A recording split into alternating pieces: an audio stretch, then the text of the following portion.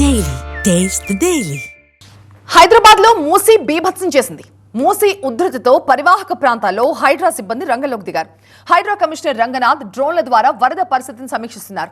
చాదర్ఘాట్, మలక్పేట్, ముసారాంబాగ్ దగ్గర వరదలో చిక్కుకున్న బాధితులకి డ్రోన్ల ద్వారా ఆహారం పంపిణీ చేస్తున్నారు. వరద ప్రభావిత ప్రాంతాల్ని డ్రోన్ల ద్వారా చిత్రీకరించింది హైడ్రా. భాగ్యనగరాన్ని మూసీ మళ్లీ భయపెడుతోంది. అప్పుడెప్పుడో ఈ చారిత్రక నగరాన్ని ముంచెత్తిన ఈ నది మళ్లీ ఇప్పుడు హోరెత్తిస్తోంది. అనంతగిరి కొండల్లో పుట్టిన మూసీ నది వికారాబాద్ మీదుగా ప్రయాణిస్తుంది. ఉస్మాన్ సాగర్, హిమాయత్ సాగర్ జంట జలాశయాల మీదుగా ప్రవహిస్తూ చివరకు వాడపల్లి దగ్గర కృష్ణా నదిలో కలుస్తుంది. సుదీర్ఘంగా ప్రయాణించే మూసీ హైదరాబాద్ను నిన్న రాత్రి నుంచి తెగ భయపెడుతోంది.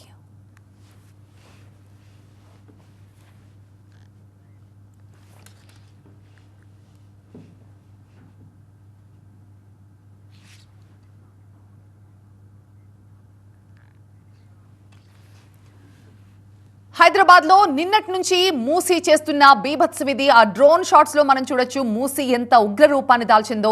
పరివాహక ప్రాంతాల ప్రజలంతా కూడా హడలిపోతున్నారు. ఇప్పటికే హైడ్రా సిబ్బంది కూడా రంగంలోకి దిగారు. హైడ్రా కమిషనర్ రంగనాథ్ డ్రోన్ల ద్వారా పరిస్థితిని ఎప్పటికప్పుడు సమీక్షిస్తూ అధికారులతో సమన్వయం చేసుకుంటున్నారు. చాదర్ఘాట్, మలక్పేట్, ముసారాంబాగ్ దగ్గర వరదలో చిక్కుకున్న బాధితులకి డ్రోన్ల ద్వారానే ఆహారం కూడా పంపిణీ చేస్తున్నారు.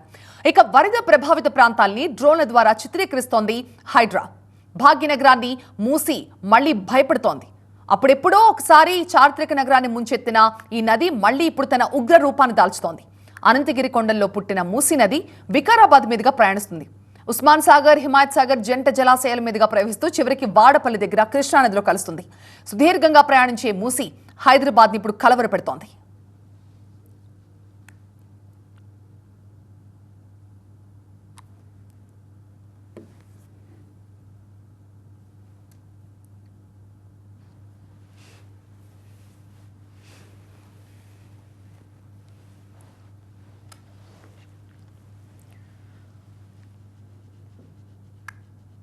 నిన్నటి నుంచి హైదరాబాద్ లో మూసీ తన ఉగ్ర రూపాన్ని చూపిస్తోంది. ఇప్పటికే ఎంజీబీఎస్ దాదాపుగా మునిగిపోయినంత పనైంది. అక్కడున్న ప్రయాణికులందరినీ కూడా అతి జాగ్రత్తగా అక్కడి నుంచి బయటకు తరలిస్తున్నారు.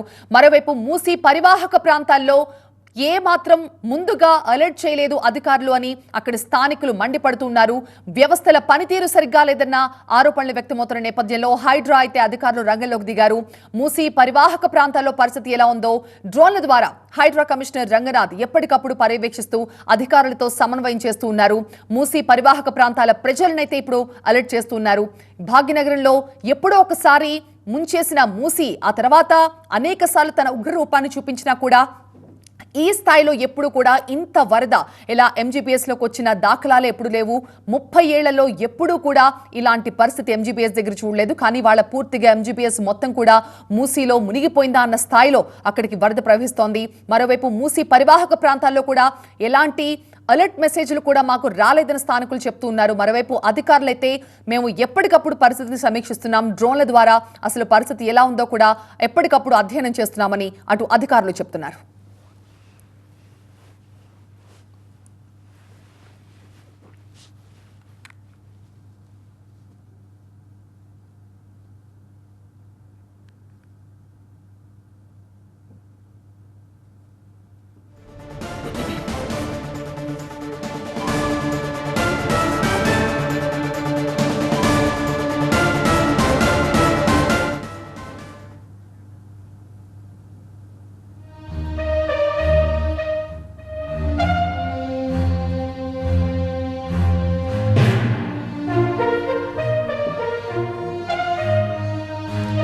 మూసీ పరివాహక ప్రాంతాల్లో పరిస్థితి ఎలా ఉందో లైవ్ దృశ్యాల్లో మనం చూస్తున్నాం. హైడ్రా డ్రోన్ల ద్వారా ఈ దృశ్యాలని కూడా చిత్రీకరిస్తోంది.